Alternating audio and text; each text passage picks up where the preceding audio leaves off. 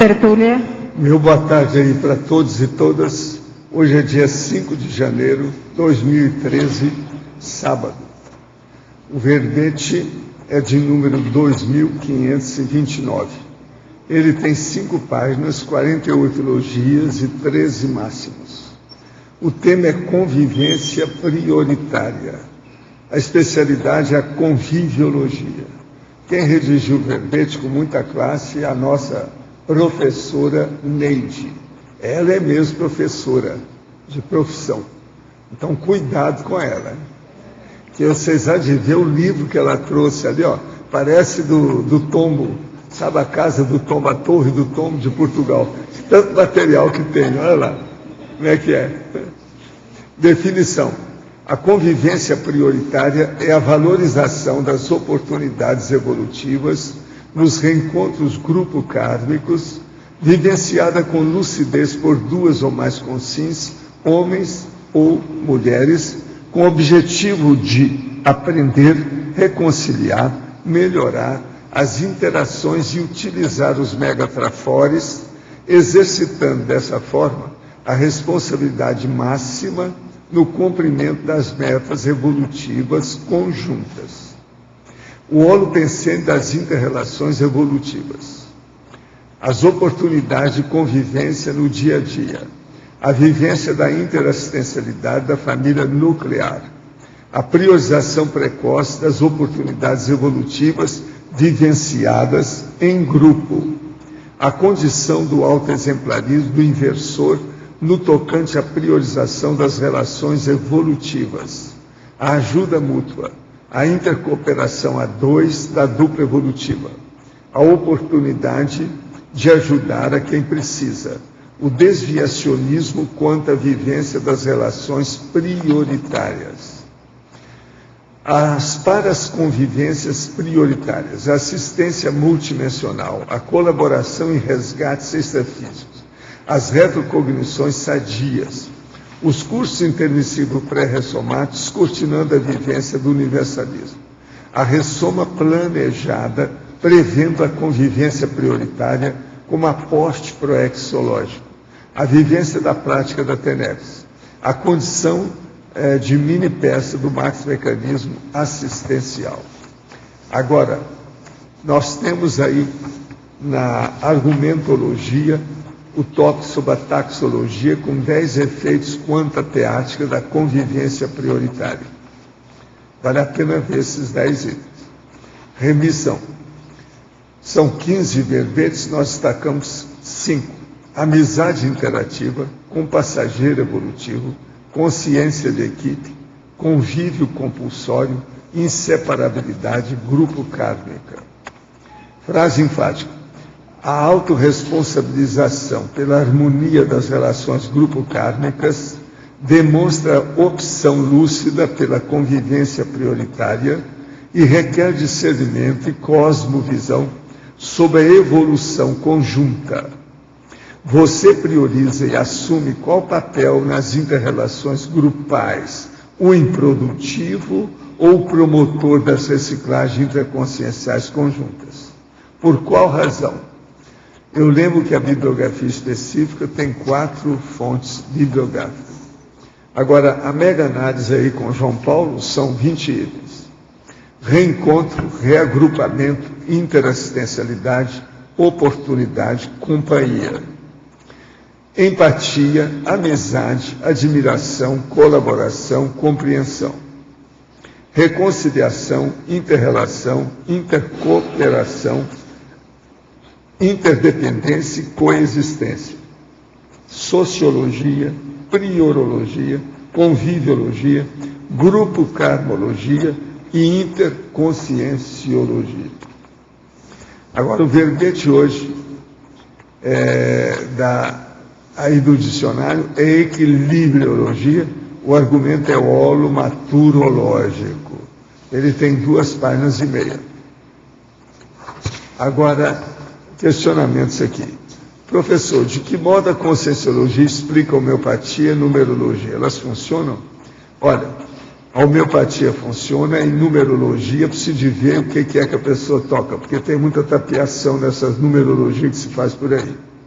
Agora, tudo isso pode funcionar devido ao processo de sinergismo. A homeopatia, ela é boa para certos casos, mas, por exemplo, uma criança aí, por exemplo, pegou uma pneumonia dupla. Você não vai trabalhar com homeopatia, você não vai aplicar a homeopatia. A gente não tem confiança quando o negócio é de infecção muito séria. E outra coisa, a homeopatia exige muita experiência para a pessoa diagnosticar, para saber qual é a homeopatia, a dose e o jeito que vai ser aplicado. Porque isso varia demais. E tudo precisa ver os sintomas da pessoa. De modo que a homeopatia exige muita vivência para dar certo. E não é para todo caso. O que é a MAC-PK e qual a sua diferença do acidente de percurso? A MAC-PK é a seguinte: primeiro, quando tem acidente de percurso, acontece um, depois outro, depois outro. Isso é aviso para a pessoa. Lá pelas tantas acontece um que é fatal. A MAC-PK é quando mata a pessoa. Ela dessoma devido ao acidente, alguma coisa. Me interesso muito pela Conscienciologia, metafísica, projeções e ufologia. Sempre que posso ler e estudo esses assuntos, pois tenho muitas intuições. Quando criança fazia facilmente projeções, tinha e tenho sonhos pré-cognitivos.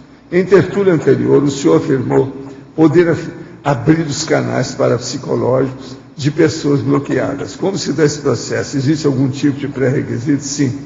O problema todo é fazer o arco voltar crânio chakral. Pega aí na enciclopédia e vai ler o que é isso e tem que praticar, até a pessoa dominar. Agora, antes disso é preciso dominar o EV, estado vibracional. Eu estou falando com uma pessoa que é da Suíça, sabe essa pessoa?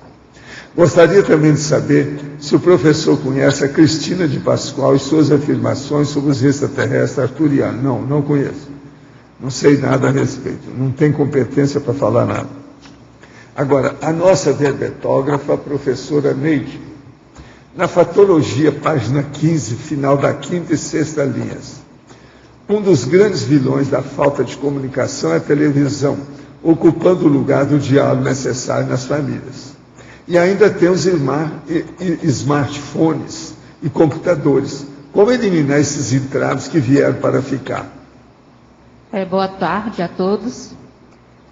Bom, eu coloquei mais esse item aí relacionado, assim, à experiência, né, em relação à convivência familiar.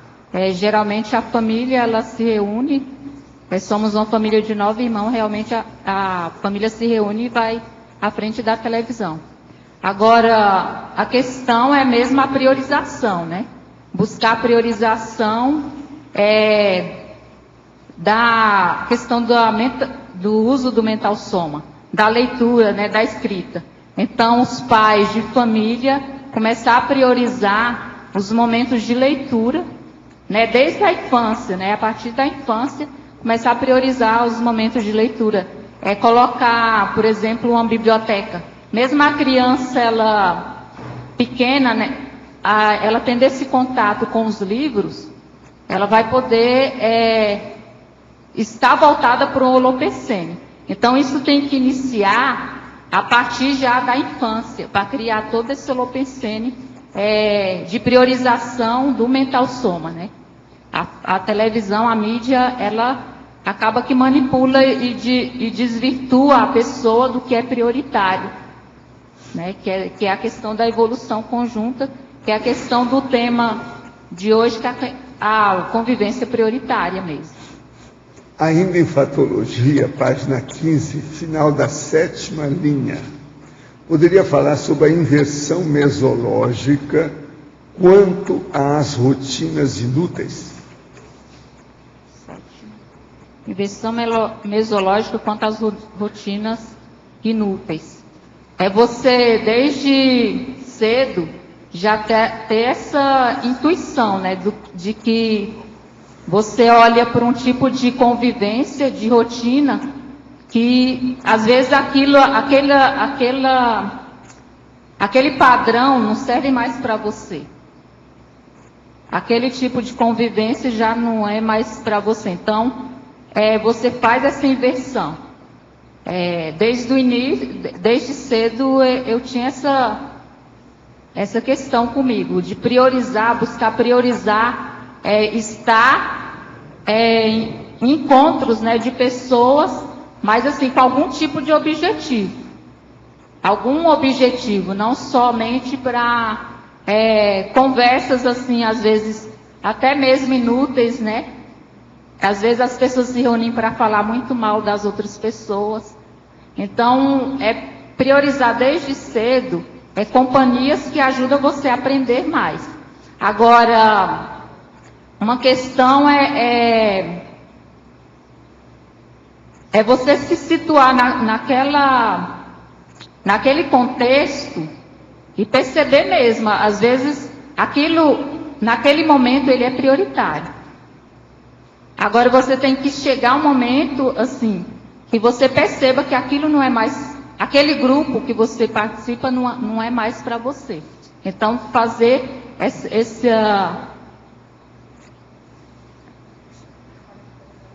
buscar essa qualificação, né, da sua convivência no cotidiano. Agora, na teoriologia, página 16, poderia detalhar a teoria das relações humanas? A teoria das relações humanas é tudo que já existe em relação às relações humanas, né? Porque as pessoas elas aprendem, né? Elas evoluem nessa convivência, né? Então, existem várias teorias relacionadas a... Não é algo assim que a gente inicia, mas existe todo um estudo já relacionado às teorias, às relações humanas. Em sinergismologia, página 16, terceira linha, o sinergismo dos trafores grupais aplicados à realização da Max Proex.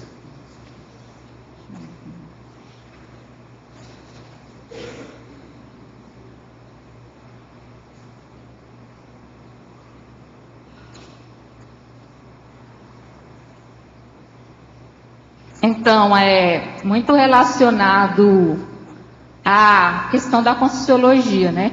Eu vejo as habilidades, né? As habilidades principalmente em relação à assistência como um todo, a própria TENEPS, né? Como trafores, né? O levantamento de trafores que são materializados, na verdade, através da própria assistência, da própria teática assistencial.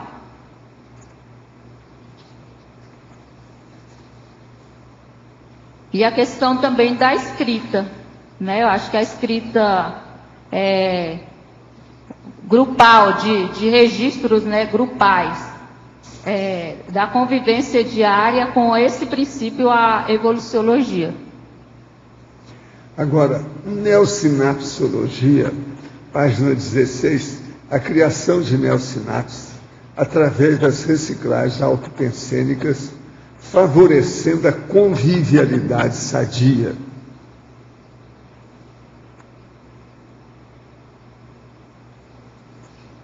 Bom, a partir do momento que você começa a estudar, né, a aprofundar mais em relação, principalmente a autopesquisa, você vai percebendo uma mudança de padrão pensênico, e isso vai ajudar também na sua forma de pensar, tanto em relação ao convívio, aos grupos que você participa, a questão da mudança de posicionamento pessoal. Você muda o seu posicionamento pessoal quando deixa, por exemplo, a postura de queixa, de cobrança.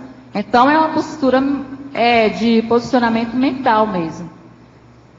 Você sai dessa condição de vitimização para assumir uma autorresponsabilidade na autoevolução.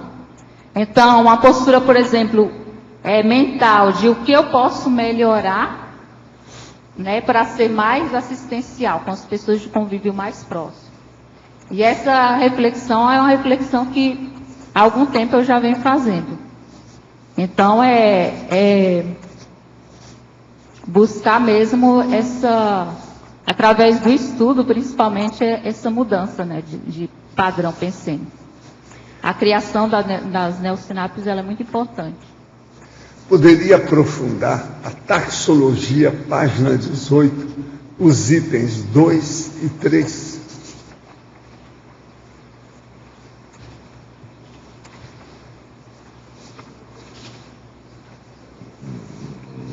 Autoconscientização. O autoesclarecimento quanto às ligações grupo-carne. É que eu já falei um pouco na questão quando eu falei da questão da criação dos autopensenes, da criação dos neopensenes, que promove essa autoconscientização. A partir da autopesquisa e busca esse esclarecimento, né, quanto a essas ligações grupo-kármicas. Então, você se conscientizar a partir de vivência, da autopesquisa, das relações, do contexto que você está inserido, da mesologia, ter essa autoconscientização em relação à lei da holocarmalidade. Então, tudo isso muda. Por exemplo, se você ressoma e você já tem essa recuperação de cons já imediato, você não vai ficar perdendo tempo, né, com alguns traços seus que são infantis, mas vai começar a promover as suas autorreciclagens para qualificar melhor esse convívio. Em Crescendologia, página 16, primeira linha. Por favor, aborde o crescendo evolutivo do convívio familiar. Crescendo evolutivo do convívio familiar. Isso foi experiência própria, porque a partir da autopesquisa, você percebe como a sua forma de pensar em relação ao grupo, ela vai evoluindo também.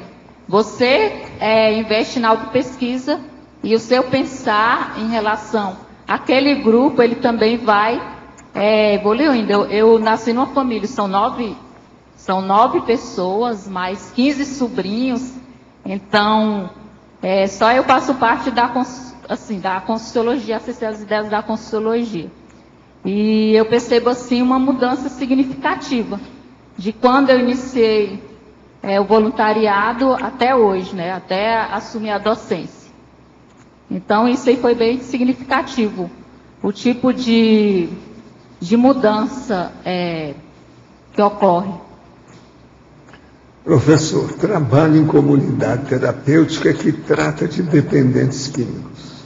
Um dos sócios manipula os pais de pacientes para mantê-los internados o maior tempo possível. Tem como eu ser um infiltrado cosmoético? Ou é melhor eu cair fora? Se você está na dúvida, é melhor se abster, cair fora. Agora, vê se você conserta a coisa antes, às vezes dá. Olha o exemplo, pondera a interlocução, a dialética, mostra as coisas com lógica e racionalidade, que às vezes pode dar efeito. Olha e fala que todo mundo está vendo, que a situação não é boa, que é anticosmoética. Às vezes dá certo. Agora, se o negócio é assim, é uma máfia. Esse negócio não é bom. Você está envolvido num processo que tem má intenção. Então é uma coisa negativa. Na dúvida, é melhor cair fora. Com frequência me projeto para locais extrafísicos com praias e mares belíssimos. Gostaria de saber se há comunex com esse tipo de visual e se o professor já visitou alguma. É possível ver praias e mares extrafísicos? Não, eles podem criar o ambiente, mas não é bem assim não. Isso aí é decidir com calma. Agora, você não deve se impressionar com isso. Seja o que for, se você anotar e ver com o tempo, se tiver interesse devido ao processo de assistência, os amparadores vão esclarecer o negócio para você. Toda a condição para você. No verbete do DAC, página 5, poderia aprofundar o item exemplologia. Todo bom exemplo é gerado por um bom esforço. Prever é enxergar antes de ver. É necessário ver sempre antes a real necessidade das coisas que vão fazer. Assim como nenhuma poesia deixa de ser infantil, nenhuma neo-verpom deixa de expressar maturidade. Muitas ideias chamativas dos grandes pensadores são imitações deles mesmos de experiência em vidas humanas prévias. Na evolução consciencial, você há de escolher entre crendice e madurez. O apogeu da mega-euforização é a conquista do autoconhecimento. A mega-euforização exerce o papel de antidistimia, ou seja, manter o bom humor, a euforia e a empatia. Quem terceiriza com lógica demonstra equilíbrio e pode fazer acontecer. Ser amável todos os dias com a mesma pessoa duplista é a primeira lição prática da mega-fraternidade. Numa dupla evolutiva é preciso, pelo menos, que um duplista queira fazer os dois duplistas evoluírem, para haver êxito na união. Esse duplista é a cabeça energética da dupla. Cada um dos nossos passos pode ser um marco de bom exemplo. Depende de nós. Então, por aí, eu acho que a gente vendo isso tudo, não é possível, não está claro o que a gente está falando. Tudo depende da intenção da pessoa, da vontade que ela tem e como é que ela leva isso à frente. Gostaria que fizesse uma abordagem do item evoluciologia na página 6. A evoluciologia é o seguinte: a evolução consciencial, ela prossegue sempre. Evoluir com a inteligência evolutiva é aumentar as certezas e diminuir as dúvidas. Há sentimentos que somente existem com atributos mentais. Por exemplo, a gratidão depende sempre da memória. A conquista evolutiva de hoje é motivação para a nova conquista daqui a pouco. A evolução é a dinâmica essencial do cosmos. Qual a qualidade da sua luz? As luzes são ambíguas. A luz do sol, por exemplo, ela vivifica por um lado e dá câncer por outro. A pessoa generosa que vive com autodisciplina demonstra equilíbrio e autocritimia. Evolui mais rapidamente na condição de mini-peça do maxi-mecanismo multidimensional e interassistencial. O interesse do grupo evolutivo é superior ao interesse pessoal. O interesse policármico da mega-fraternidade culmina nas realizações holocármicas. Então, a pessoa tem que chegar num nível que ela faça o polikarma. Ela ajuda as pessoas sem esperar retorno. Aquilo faz parte do processo de evolução e ela está muito consciente disso. Desde menino, eu e meu irmão gêmeo, bivitelino, não ficávamos à vontade quando éramos forçados a irmos à missa, juntamente com os nossos pais católicos fervorosos. Isso já seria alguma manifestação parapsíquica de forma intuitiva? Sim, pode ser. Agora veja como é que é o caso seu e do seu irmão hoje, com respeito ao parapsiquismo.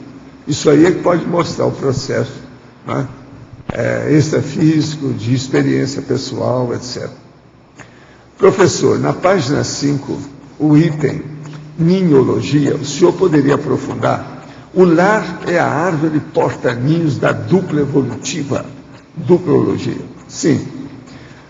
A dupla evolutiva, ela se forma para fazer um lar, seja lá o que for, é o início de uma dupla e visando a evolução. Então, é muito sério. Agora, o que é, por exemplo, uma árvore porta-ninhos? É aquela que você vai e vê que a árvore com a copa enorme, ela acolhe aquele monte de passarinho, que faz, às vezes, uma árvore só tem 6 ninhos diferentes, em galhos diferentes, na copa dela. Então, isso é que chama árvore porta-ninhos. Agora, o lar, por exemplo, da mamãe e do papai, que deu filho, pode criar várias duplas evolutivas com a prole que ela tem. Agora, aí eu continuo falando. A alcova é o ninho da afetividade. A sala de jantar é o ninho do gastossoma. O escritório é o ninho do paracético. A sala de visitas é o ninho da convivialidade. A toalete é o ninho do corpo humano. O quarto da tenebres é o ninho da interassistencialidade. Eu acho que isso está mais do que claro, né? É um monte de ninho que eu estou falando aí.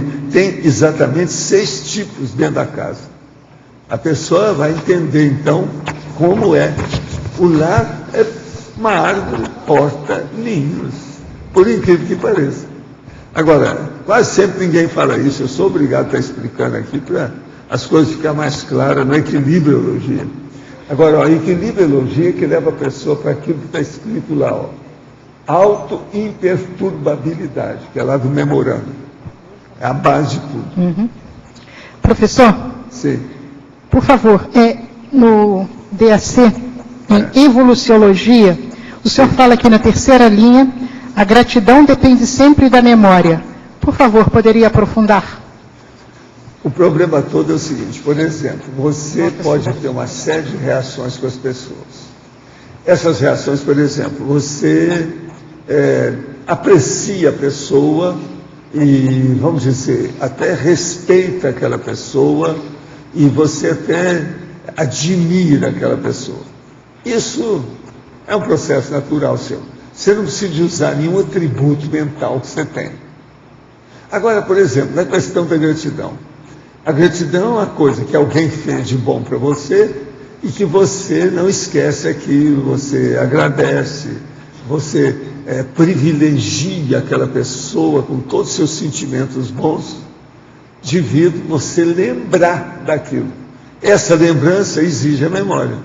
Então, por exemplo, a pessoa que não tem boa memória, ela não tem gratidão, que ela não vai lembrar do bem que ela recebeu. É isso que eu quero dizer. Entendi. Então, há determinadas emoções, tendências, reações, posturas da pessoa que ela precisa ter bom atributo mental, porque senão não funciona. A gratidão é um deles.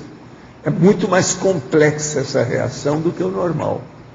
Gratidão é uma das coisas sérias da vida. E outra coisa, tem muita relação com a amizade. Amizade é outra coisa muito séria na evolução. Que nós todos vivemos em conjunto. Tem que ter companhias, tem grupo, tem equipe evolutiva. E para isso, nós temos que ter a manutenção da amizade. A amizade é uma coisa que tem que ser cultivada. Esse cultivo, às vezes, também precisa de memória. De memória. Não, como é que é? Entendi, muito obrigada. Tá. Neide, aqui à sua direita. Tudo bem? Então, você poderia ampliar aí o sindromologia, a síndrome da dispersão consciencial, resultando em desviacionismo da proex grupal? Como que a gente poderia ajudar as pessoas que estão nessa condição? É na página 17, sindromologia. A síndrome da dispersão consciencial, às vezes eu vejo assim como, às vezes, um pouco fuga assim do autoenfrentamento, né, de centrar e tentar focar na autopesquisa e buscar esse foco, né, a partir de listagem de prioridades. O que é mais prioritário? Então, acho que seria mais por aí. Não sei se alguém pode ampliar. Tá bom, obrigada. Neide, na página 16, Principiologia, a terceira linha, parte da segunda e terceira linha. O princípio da responsabilidade interassistencial legitimando a convivialidade prioritária.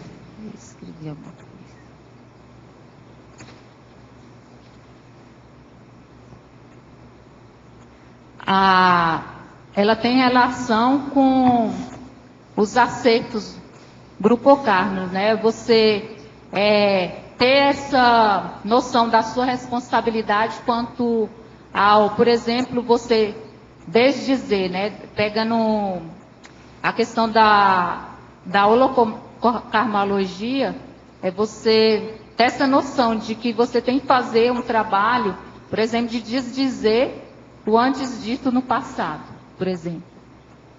Então, elas legitimam essa convivialidade prioritária, porque é trazer você para a convivência de um grupo, por exemplo, que vai permitir essa oportunidade de você fazer esses acertos. Se dizer o que você disse, por exemplo, de nenhum grupo, nenhuma vida anterior. Muito obrigada. Neide, aqui. Em tecnologia, você colocou aqui a técnica mais um ano de vida, priorizando as amizades evolutivas. Você pode falar da sua experiência com a técnica mais um ano de vida? Sim, a técnica de um ano de vida, na verdade, ela foi trouxe, na verdade, um pouco esse tema. Porque lá nos 700 experimentos, em relação à técnica, tem o ponto 4 e o 5 que eu resolvi listar, que são as relações. Por exemplo, firmes nas facetas positivas das suas relações com a família, seres amados, adversários, colegas, filhos e até animais domésticos. Então, eu peguei na aplicação da técnica de um ano de vida, eu peguei as férias, essas férias de um mês, então ela vai ter que valer por 3 meses, né? Então, com aplicação de técnicas, até listagem dos trafores da família. Então, foi até trafores, sentei no computador, trabalhei ali com energia, trafores da família. E assim, foi difícil nos trafores, assim, a princípio. Depois, nesse trabalho todo, teve um efeito, né? Teve um efeito halo, né? De que isso foi, reverberou, né, positivamente na relação familiar. Então, foi um trabalho, assim, de trabalho com energia, estudo no Projeciologia, porque também eu estava me formando, né? Estava na formação docente. Então, utilizei as férias, assim, bem cronometrado, tempo, colocando tempo mesmo nas coisas. 1 hora eu vou fazer uma leitura do Projeciologia. Essa hora aqui é para levar minha mãe na natação, na hidroginástica. Então, tinha tudo o tempo, tinha um plano de ação para as férias. Então, realmente, eu acho que eu vivi ali aqueles 1 mês de férias e valeu por 3 meses de férias. Então, foi um efeito positivo. Então, eu tentei, a princípio, focar um pouco na questão ali das relações familiares. E agora eu estou expandindo mais para os outros grupos, tentando ali qualificar minha convivência nos outros grupos. Isso, dos 700 experimentos, aí tem também o item lá, afeições. Expresse a sua max fraternidade para todas as pessoas, vivenciando cosmoticamente as suas afeições ao máximo nesse ano crítico e decisivo para você. Então, tiveram várias sincronicidades, né? Pessoas que há muito tempo não ligavam, elas ligaram. Teve um processo assim de todo mês ter dessomas, né? E cada dessoma um significado diferente. No primeiro mês, foi uma tia de uma colega minha que reuniu pessoas que faziam 2 anos assim, que eu nunca tinha visto. E a importância, inclusive o significado, né, da dessoma, que às vezes uma dessoma ela pode ser um benefício, assim, pensar na dessoma como uma assistência, a pessoa dessomando fazendo assistência para muita gente, para uma família inteira. Isso aí foi bem interessante. Então, a conviologia... Como ter uma convivência pacífica com minhas irmãs? Parece que ficaram com a mente fechada. Sempre acham que a verdade está com elas e os outros, principalmente eu, estão errados. Me deram um livro de presente no Natal, o qual já conheço o enredo. Pedi para trocar o livro por um sobre psicologia transpessoal. Acharam absurdo e dizem que não gosto de nada. Poderia me dar algum conselho? Estou ficando um pouco cansada de bancar a Poliana. Não, a primeira coisa é o seguinte, não acha ruim, porque pelo menos elas te deram um livro. Cavalo dado, a gente não olha a dentadura, não vê os dentes. Deixa para lá. Agora, releva essas coisas, passa por cima e mostra para ela os fatos que estão errados. Se você ponderar e mostrar o processo com racionalidade e lógica, você põe cada uma das suas irmãs no lugar. Agora, tenha que mostrar os fatos. Fique mais calada, observa mais e fale pouco. Só mostra na hora que precisar. Dá um banho de loja nessas suas irmãs, isso é fácil. Se elas são assim, elas são um pouco impulsivas, deve estar falando besteira à vontade. Põe cada uma no lugar, é só você ponderar. Às vezes, a interlocução é muito importante, o processo do debate. É o que nós temos aqui, o processo de debate, a interlocução, é a dialética. Outro aqui, quais os pré-requisitos para uma consciência interequipex? Suspeito que tem mais de um amparador, mas gostaria de saber a opinião do senhor. Olha, o problema é o seguinte, tem que ver a qualidade e o volume da assistência que você está fazendo. Porque para ter mais de um amparador, tem que ter muita assistência. É preciso ver o caminho disso, o que está acontecendo com você. Outra coisa, essa assistência também, geralmente, ela é ininterrupta. Aquilo é sempre. Vai chegar um ponto que é 24 horas. Então, é aí que tem, às vezes, mais de um amparador. Que aparece o assessor do amparador. Ele está amparando você e tem um outro que ajuda ele. No mínimo, às vezes aparece isso. Às vezes tem uma equipex inteira. Então, o problema é você anotar, ver as coisas e ficar de olho. Para ver o desenvolvimento, o alcance, o progresso, a evolução do seu trabalho assistencial. Professora, aqui do seu lado aqui, no B, aqui na fatologia, primeira, segunda, quinta linha de baixo para cima aqui, que comenta sobre, cita as amizades ociosas, né, que seria assim um antônimo do seu verbete, né, convivência prioritária. Me ocorreu a ideia do seguinte, tem aquele ditado, né, quando dois não quer, um não briga, né, a mesma coisa, quando dois não quer, uma amizade ociosa não vai surgir, né. Como eu poderia tornar aquela minha amizade ociosa em uma possível, reciclar isso e transformar ela numa convivência prioritária? Você já teve essa experiência? Você pode ampliar essa possibilidade? Obrigada. Na verdade, tem muito a ver com qual grupo, né? Que tipo de padrão ali está naquele grupo. Às vezes, a pessoa está com a mesma discussão, no discurso está padrão, assim, junto com o seu. Mas chega um momento que você não está mais afim em relação àquele grupo. Então, acho que tem a ver também com o Código Pessoal de Cosmoética. E aí você tem que, ou se a pessoa, né, não acompanha, né, aquela sua forma, assim, às vezes, de pensar, ou o grupo, ou você está dentro de um grupo e percebe o código pessoal do grupo é outro, então, às vezes você precisa até sair do grupo, porque você, às vezes, acaba... tem os objetivos. Às vezes você procura um grupo que esteja mais afim. Então tem que ver o contexto e observar se tem essa possibilidade mesmo de, a partir do seu código pessoal de cosmoética, de suas ideias, se você está afinizada com aquele grupo, ou se é possível fazer uma abordagem diferente, porque às vezes você inicia, mas aí não tem um grupo crítico, né? Não tem uma massa ali crítica para aquelas ideias que você está propondo.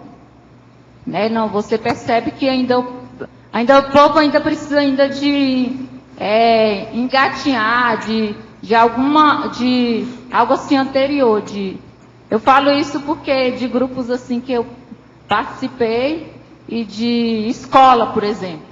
Escola, você vai fazer... Eu cheguei numa escola, eu fiquei 9 anos na escola. A última coisa que eu fiz lá foi uma formação continuada de professores. Fiz um plano de ação de formação e incluiu todo mundo.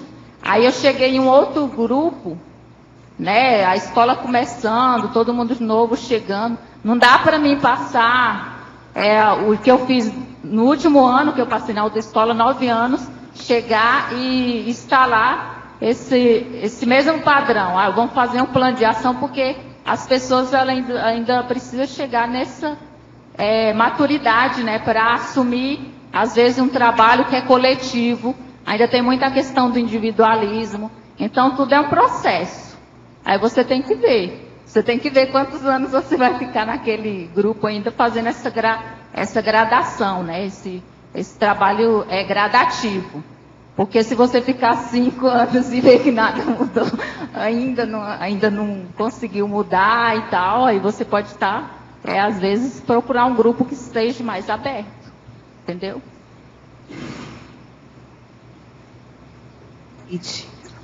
Você pode comentar em tecnologia a técnica diária da TENEPS qualificando para a convivialidade? Você pode comentar a sua experiência? Em relação à TENEPS, eu não iniciei, mas eu coloquei a TENEPS porque ela qualifica no trabalho com energia, na busca do domínio de energia. Você percebe, por exemplo, o holopensene, buscar a mudança de holopensene do local.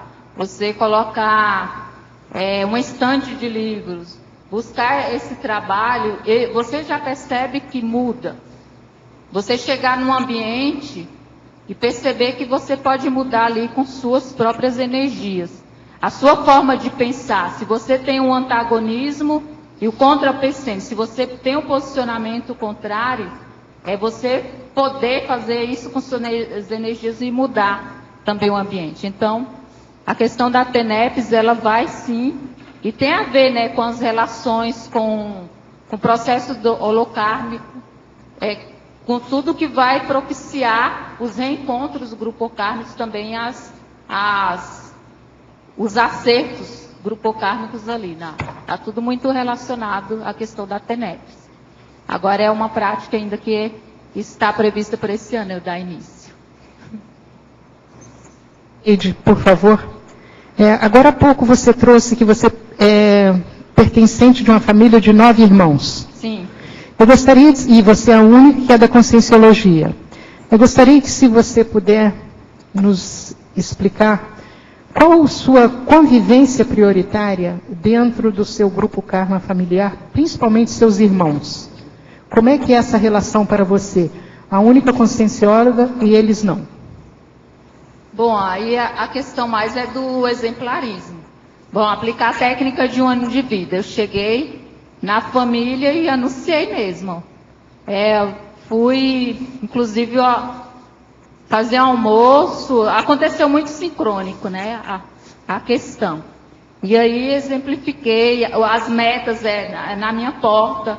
Então, ocorre, assim, dentro da autopesquisa também, um efeito, né? Em relação ao diálogo. A gente dialoga, eles perguntam às vezes. Então, ocorre esses diálogos. Estudando, eu costumo estudar, quando eu fazia as aulas treino, começava a estudar e fazia mesmo. Coloquei um quadro, assim, dentro no meu quarto, né? Colocando os tópicos, estudando oralmente. E meu pai, uma vez, ele foi, né? E participou ali do momento de aula. Então, ocorre assim, às vezes, o interesse. E você parte, assim, daquela experiência que a pessoa tem, que ela relata para você. Então, meu pai, ele relata, ele nunca esquece, é interessante que ele nunca esquece, uma experiência do médico, do trabalho dele, que vivenciou a experiência saiu do corpo e foi fazer uma cirurgia no Rio de Janeiro. Então, ele sempre relata isso. Então, você pega aquilo que a pessoa tem de experiência e tenta ampliar um pouco. Embora, sim, o holopensene é religioso, né? Meu pai e minha mãe, eles são de uma ala conservadora da Igreja Católica, é o neocatecumenato, mas existe esse diálogo, né? Não deixa de existir o diálogo familiar. Então, no domingo, então, que reúne todo mundo à mesa, né? Então, tem esses momentos de diálogo. Às vezes, umas discussões, assim, mais acaloradas, mas Então você tem um momento É de... busca de conviver, da convivência prioritária. Então você tem um momento de abertismo entre eles.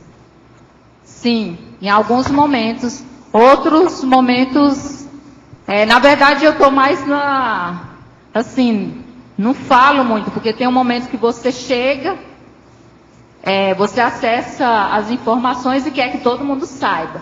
Então eu estou num momento assim de que se perguntar eu respondo, se não perguntar às vezes um livro de presente, mas assim. Muito obrigada. Penso muito em ser cremada ao dessomar, mas me vem a ideia de que no momento posso sofrer com essa decisão. Li vários depoimentos de pessoas que dizem que não querem sofrer, se tiverem que viver por meio de aparelhos. De que modo fazer para tomar essa decisão? Agradeço pelo esclarecimento. Olha, a primeira coisa, depois que você virou cadáver, você não vai sofrer com o cadáver. Pode deixar queimar, que não tem nada que ver com isso. E outra coisa, hoje eles estão dando a causa mortes e o processo do atestado de óbito com muita sabedoria. Se tem dúvida, eles esperam para ver se a pessoa morreu mesmo. Tem uma série de condições. Às vezes se espera até 48 horas para ver o que aconteceu. Se o cara virou cadáver ou não. Com 48 horas já começa a esfriar, então a coisa já muda. De modo que a primeira coisa, não fique com medo, não. A cremação realmente é melhor. Para todo mundo, é sempre melhor a cremação. Agora, outra coisa, doe os seus órgãos. Se quando você dessomar, tiver alguma coisa que ainda pode ser aplicada, pense em doação de órgãos também. Professor, no período em que ficou estudando e trabalhando no Japão, quais observações fez com relação ao modo de trabalhar e pensar do povo japonês? Não, o povo japonês é o seguinte, eu me adaptei muito e o meu professor queria que eu fosse morar diretamente no Japão, desde a primeira viagem que eu fiz e meu estágio com ele lá de algumas semanas. Isso foi em Tóquio, com o professor Rin Sakurai. Ele era um cientista internacional, uma cabeça, um homem muito culto, era poliglota, mas não gostava das coisas com os americanos, devido ao problema dele durante a guerra e depois da guerra. E eu fui lá logo depois, não era muito tempo depois da guerra não, só menos de 20 anos depois da guerra. Ele, por exemplo, ele nunca deixou as fórmulas e tudo que ele descobriu em matéria de assistência para o Drug and Food Departamento americano, quer dizer, o Departamento de Drogas e Alimentos que eles pesquisavam nos Estados Unidos. Ele não quis fornecer fórmula nenhuma para eles. Eu usei muito todos os ingredientes e as fórmulas que ele usava lá da situação já feita. Agora, eu sempre desconfiei, porque ele me falou que o que ele usava era material da natureza. Agora, eu descobri, por exemplo, que uma das coisas que ele usava, a meu ver, é o kiwi.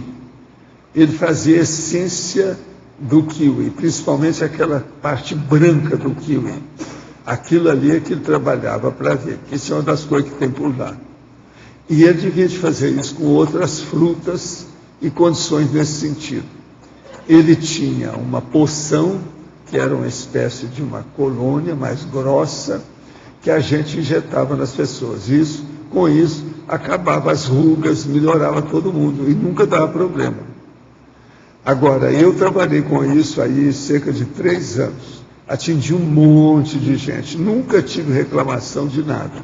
Agora, tinha gente que a gente transfigurava a pessoa, porque eu acabava com as rugas dela toda, de uma hora para outra, remoçava todo mundo. E outra coisa, às vezes sem fazer praticamente nenhuma cirurgia. Tudo na base de processo de infiltração de substância debaixo da pele para revitalizar o problema da pele. Agora, o que se passa então com o Japão? No Japão, eles são muito, vamos dizer, organizados e disciplinados em certas coisas. Mas há uns negócios difíceis, pelo menos na minha época. Por exemplo, uma vez eu estava em Tóquio, fui visitar lá um amigo, na hora que eu saí, era uma hora que saiu lá o processo que estava acabando as aulas numa escola e tinha um muro muito grande com um portão. De uma hora para outra, eu estou andando no passeio, quando abri o portão, saiu aquela multidão, eu quase fui atropelado com a rapaziada que está saindo de lá. Quer dizer, lá tem disso. Outra coisa séria, quando eu ia para visitar a casa de um amigo, mesmo em Tóquio e outros lugares, eles tinham um cartão que atrás tinha um mapa para você encontrar onde é que era, porque senão você não achava. Outra coisa séria, você ia pegar um táxi, o taxista parava de quando em quando, que tinha um cara que orientava para ele para onde ele devia de ir. Eles não tinham. O negócio é muito difícil a vida. Uma outra coisa, a minha conclusão lá era o seguinte: se todo mundo saísse em certas cidades grandes lá do Japão, isso eu estou falando na década de 60, se todo mundo saísse, ninguém ia andar na rua, não ia caber todo mundo. Agora, a maior prova disso é o seguinte: você ia, por exemplo, num clube, então tinha aquele povo todo nadando, assim, um sábado igual hoje, um domingo, todo mundo nadando lá. Lá pelas tantas vinha uma pessoa com a pipa e numa plim, aquele negócio muito grande. Todo mundo tinha que sair da piscina para ver se não tinha alguém afogando, porque era gente demais, só de saber como é que é. Eu não estou falando, não é piada não. Isso tudo eu vivi, assisti, participei. A situação não é fácil. Agora, o que se passa? Eles têm uma vida que até é bem acertada, se a pessoa se inteirar bem daquilo, é uma boa vida, bem avançada perante os outros e tudo isso. Mas lá não tem espaço. Eles têm que arranjar espaço. E eu sei que agora, nessas últimas décadas, parece que o governo japonês estava fazendo em ilha lá, eles estavam fazendo cidade em cima de pedaços de ilha, com as coisas todas, para aumentar o espaço no Japão. E outra coisa, a população estava crescendo, eu não sei para onde foi isso, como é que está. Agora, por exemplo, se vocês vão a Tóquio, naquela ocasião era assim, hoje deve estar pior ainda. Tem o Ginza. O Ginza é o local comercial, o coração comercial de Tóquio. Aquilo é uma loucura. É pior do que Las Vegas. Vegas, por exemplo, é menor do que lá. Tudo que tem de luminosidade, de luz, de reflexo das coisas, uma loucura a parte comercial do Ginza. Eu não sei atualmente como é que está, faz muito tempo que eu não vou lá. Agora, isso é impressionante. Outra coisa que é impressionante lá é quando eles acertam os lugares. Por exemplo, um jardim japonês, daqueles de pedra, para a pessoa refletir, é impressionante. Agora, tem lugar maravilhoso, bem feito, restaurantes, essa coisa toda. E outra coisa também, eu lá, devido às coisas, a gente estava com os americanos, então, uma das noites, eles falaram assim, não, nós temos que agora ver o que é que tem de mais importante no turismo do Japão. Então, eles chegaram à condição que era Tóquio at night, quer dizer, Tóquio à noite. Então, nós entramos no negócio. Eu, americanas e americanos, todos meus amigos, nós estávamos todos juntos. Não tinha nada que ver com os japoneses, propriamente dito, não. Nós estávamos lá, era fim de semana. Então, nós vamos. Agora, é muito engraçado que você chegava, às vezes, tinha uma boate enorme, eles levavam você. E chegava e davam uma mesa para cada um. E vinha 4 mulheres. A gente que era homem, tinha 4 mulheres para cada cara que estava lá. E vinha sentar na mesa. Agora, então, era uma loucura aquilo tudo. Uma outra coisa. A primeira vez que eu fui lá a Tóquio, isso na primeira semana, eu saio e falo assim, não, eu quero conhecer um local aqui, tipo um boate, porque eu estava na onda esse negócio de boate. Quero saber para ver como é que é, porque eu conheço as coisas do Brasil, quero ver como é que é o negócio aqui. Então, nós vamos. Eles falam assim, a maior boate que tem aqui é a boate Copacabana. O nome era esse mesmo, Copacabana, devido ao turismo. Nós, então, vamos na boate Copacabana. Chega na hora, os caras viram para mim lá, os americanos, e falam assim, escuta, vai ao banheiro. Então, lá vou eu ao banheiro. Então, chega no banheiro, eu vi lá, onde é que tinha para homem, onde é que tinha para mulher. Aí eu entro na de homem. Chega lá dentro, era a mesma coisa, tudo junto, homem e mulher. Eles me colocaram lá para saber que era assim. Então, a gente realmente Japão é outro mundo, é outra cultura, é outra condição. A pessoa tem que se adaptar àquelas coisas, porque senão ela não se sente bem lá dentro. Agora, que as coisas são avançadas, bem arrumadas, tudo certinho, eles fazem uma força danada para si. Agora, eu só fico pensando, depois de 50 anos que eu não vou lá, como é que será aquele, por exemplo, o trânsito de Tóquio?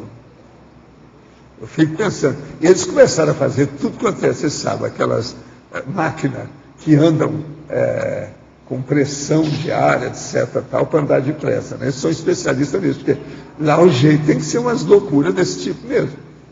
Então, hoje pode ser que o trem-bala tenha ajudado a situação, porque a situação lá era precária. Na época que eu fui, ainda não existia trem-bala, nada disso. Outra coisa, eu não fiquei lá porque eu tinha muita coisa para fazer na minha vida. Porque aquilo foi uma tentação, o convite do Sakurai, eu ficar lá, morar lá, trabalhar com ele. Agora, ele gostou de mim porque eu fazia processo de cirurgia, pequenas coisas que às vezes precisava, tudo com as duas mãos, porque eu sou ambidestro. E outra coisa, para fazer a injeção lá a primeira vez, ele aplicou em mim um pedacinho. E depois falou assim, agora você mesmo vai fazer. Então, eu mesmo fiz a injeção na minha cara. E tirei que eu tinha aqui uma ruga enorme de atenção, que vinha até aqui no centro da terra. Eu tirei, nunca mais apareceu. Hoje que tem, é muito pouca coisa. Agora, gente, isso foi em 66. Fazem 47 anos. Nunca mais teve nada. Agora, por isso que eu trabalhei com isso, com um monte de mulher, de homem. Nunca tive reclamação de nada. Agora, depois que ele morreu, eu fechei o consultório, não quis saber de mais nada, porque eu não podia confiar.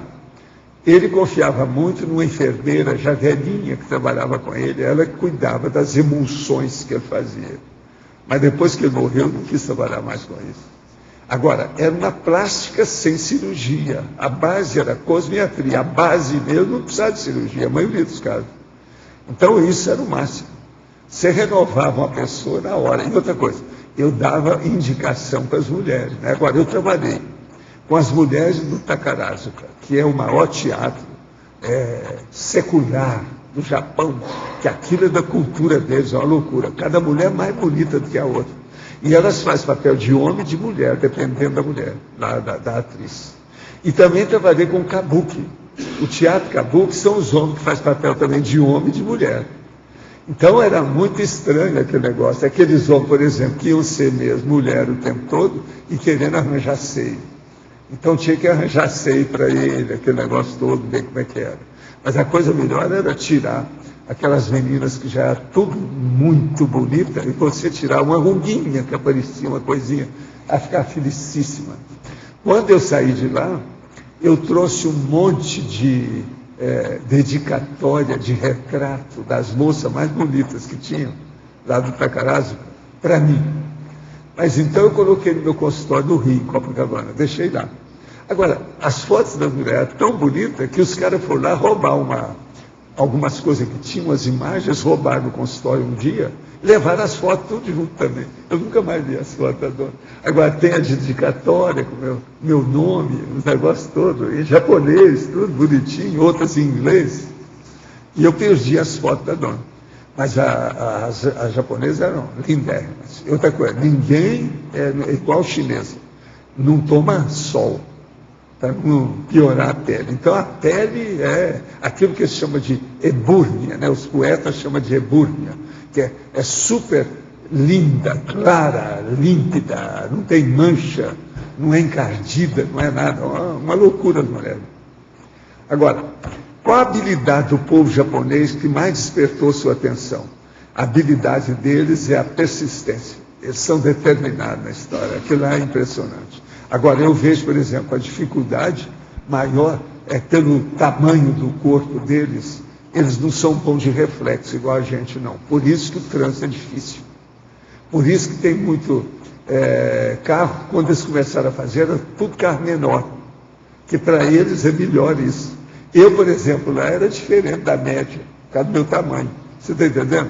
Então, eles têm dificuldade nessa questão de reflexo físico, sabe? É o problema da cerebelo. Tem alguma coisa nisso que é da própria raça. Agora, estou trabalhando atualmente com japoneses do Japão. Qual dica o professor aconselha para as pessoas que trabalham com a cultura e modo de trabalhar tão diferente? Seria bom você conversar e saber algumas expressões. Entende? Então, arigatou gozaimasu, coisas igual essa, assim, que é muito obrigado, aquele negócio todo. Você tem que saber para ver como é que é. E outra coisa também é ver como é que eles se portam. O jeito, isso tudo é importante. Em Roma, você tem que ser igual aos romanos. Quer dizer, no Japão, você tem que ser igual aos japoneses. Essa que é a orientação que a gente dá. Agora, você é um cara que estuda muito. Quem está falando é o Reinaldo, aquele que manda um monte de livro, dicionário para nós, sabe? Ele está trabalhando com o japonês agora. Agora, ó, você é uma cabeça, você vai se dar bem com isso. Agora, ó, vale a pena você ir ao Japão para ver lá, para poder trabalhar depois com o povo aqui, japonês. É bom ir lá, para ver como é que funciona. Eu fui ao Japão muitas vezes. Naquela ocasião dava um trabalho danado, porque você tinha que ir de avião o dia inteiro. Às vezes parava na ilha de Ueiko, às vezes no Hawaii, lá no fim do mundo. Tinha aqueles negócios todos até chegar no Japão, não era fácil. Hoje está tudo mais fácil, parece. Já está muito melhor. Mas outra coisa, a gente tinha também o problema do confuso horário. Quer dizer, você dava uma alteração com o negócio quando era a mudança de horário, por causa do fuso. Isso influía na gente, nas viagens. Eu, quando ia para lá, o primeiro dia lá era para descansar. Quando eu voltava, o primeiro dia aqui era para descansar. Entendeu? Para não entrar no confuso horário. Confuso horário, quer dizer, é o fuso horário que dá confusão na pessoa. Entendeu? Isso é um fato, essas coisas acontecem. Eu passei por isso, sei como é que é. Agora, por exemplo, o Concorde, quando funcionava, ele dava confuso horário pela pressa. Lá no Japão, não. Era coisa que você ficava no avião, dava às vezes alteração, que chegava no outro. Agora, por exemplo, eu saí uma vez de Paris e vim ao Rio. O negócio era de manhã. E o dia era o mesmo. Mas sair de Paris e ficar no Rio, a vida toda está diferente. Me deu confuso horário também, até me adaptar no negócio, porque às vezes ele vinha em algumas horas. 6 horas você mudava de continente com o negócio todo. O Concorde era uma coisa absurda. E eu fiz as viagens logo que o Concorde entrou no ar. Então ninguém estava habituado com aquilo, era caríssimo o avião, mas eu fiz para fazer experiência. Levei até meu filho, então todo mundo tratava bem dele, porque menino nenhum andava no Concorde, porque a passagem era cara demais, mas o menino era pequeno, a gente tem que andar com ele para fazer minhas viagens, todo lado era ele e minha mulher, nós três, todo lado. Então, agora, não era fácil. E outra coisa, o Concorde era ruim, que eu já falei isso aqui. Ele não permitia, não tinha espaço. Então, ele não permitia você aumentar a bagagem, era caríssimo. Você pagava aí uma passagem aí, 600 na sua passagem. E um pouquinho que você aumentava a mala, eu paguei $832 pelo aumento de peso, porque não tinha espaço. Outra coisa, os bancos, esse negócio, tudo era apertadinho. Concorde era assim. Professor, sobre o Japão ainda, eles têm um traço muito positivo, que eles são muito trabalhadores, detalhistas, né? Não. Mas será que, o senhor, na época que o senhor estudou lá, como é que era a relação da qualidade de vida no trabalho? A impressão que eu tenho... Eles são máquinas. O negócio tudo é certinho, é mais do que militar. Tudo ok. E outra coisa, eles têm honra com isso. Eles gostam de tudo certo. Agora, japonês é muito bom, porque você pode confiar em tudo. Você está entendendo? Ele não vai te tapear, o negócio é tudo ali certinho. Eu me dei muito bem lá com os negócios dele por causa de Sakurai. Sakurai foi, de cientista internacional, um dos que eu mais admirei. De tudo que eu vi, aprendi muito com ele. Como é que é?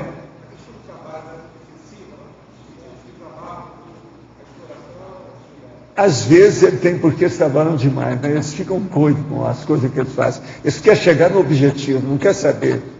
Agora, nem sempre eles têm corpo para isso. É o que eu estava falando, por exemplo, na questão de trânsito, você via direitinho que eles não eram bons, sabe, de roda.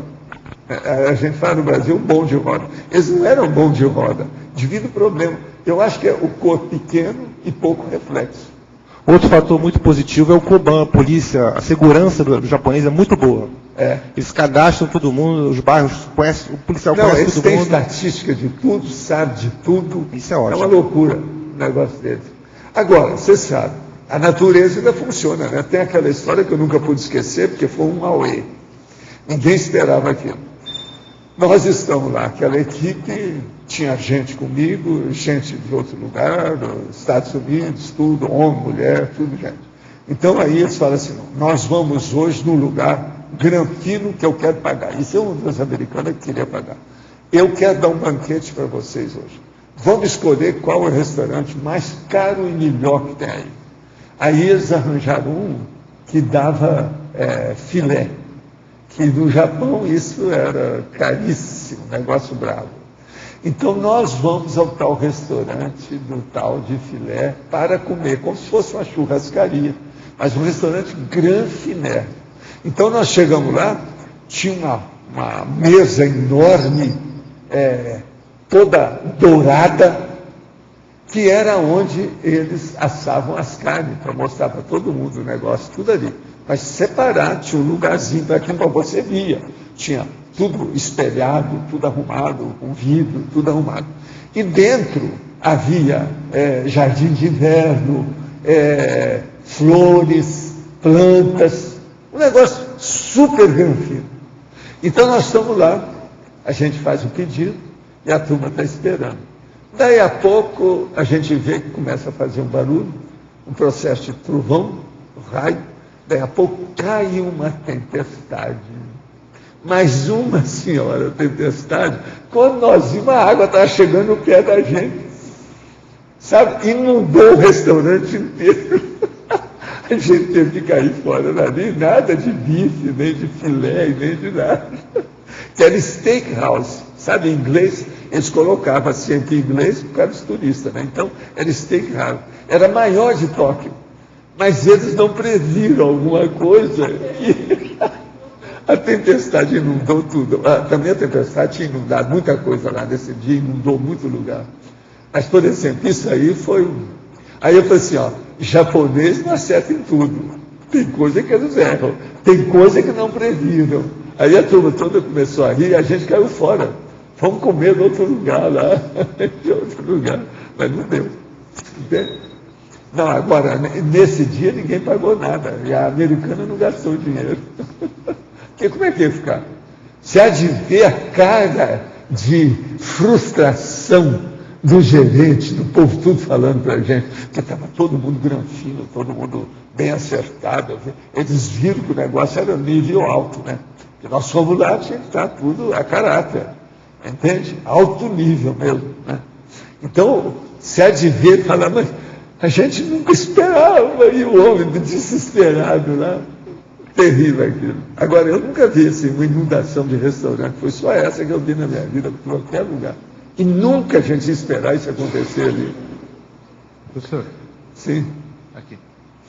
E na área das suas pesquisas de projeciologia, conscienciologia, alguma coisa diferente lá naquela cultura tão... Não, lá é o seguinte, é muita gente junta, né? Você sabe que lá tem hotel, que você entra, é o hotel que você entra na tubulação, você entra pelo cano. Então tem uma televisão no seu pé, você estica aqui e tem um lugar para você dormir. Só aquilo, mais nada, é um buraco. Então é muita gente e pouco espaço. Então com isso, quando a gente faz projeção lá, é um tal de ter japonês fora do corpo, que é uma loucura, é muita gente, é uma multidão. Então a multidão é física e extrafísica. Lá tem muita gente mesmo, o negócio é sério. Essa que é a diferença que eu vi lá fazendo projeção. Agora, por exemplo, teve lugar que eles queriam que eu fosse, eu nunca fui. Eu nunca fui a Nagasaki, nem Hiroshima, nada disso, por causa do processo de radiação, que eu não sou besta. Agora, tem lugar no Japão interessante. Um deles que eles queriam que eu fosse, eu também não fui, é um lugar que lá, naquela ocasião, ele tremia todo dia, de hora em hora, de um tremor de terra, de hora em hora. Então eles falaram que aquilo virou turismo, era um ponto de turismo. Eles queriam que eu fosse. Eu falei assim, não preciso disso, porque tremer eu sei como é que é. Esse também eu não fui. Eles queriam que a gente fosse visitar essas coisas todas, eu desisti. Agora, o lugar que eu vi que tem mais energia mesmo para valer é um local chamado Nara. Sabe como é que é? Nara. Lá tem um Buda enorme e é frio o ano inteiro. Mas a energia do lugar é o que eu chamo, lá é um chakra da Terra, igual aqui em Foz. Você chega, você sente aquela energia de Nara. É impressionante. E o lugar é muito bonito. A natureza, o cuidado que eles têm no Japão é muito impressionante. É tanto que muita gente vai ao Japão e fala assim, vai a Nara, veja o ambiente, sinta as energias para ver como é que é. Isso, independente do Buda, tem um bundão enorme lá. Esquece o Buda, veja a energia do lugar. É impressionante. Agora, lá tem uma coisa, é muito frio, às vezes chove, é preciso a pessoa ir bem agasalhada, porque senão a temperatura baixa muito, uma hora para outra.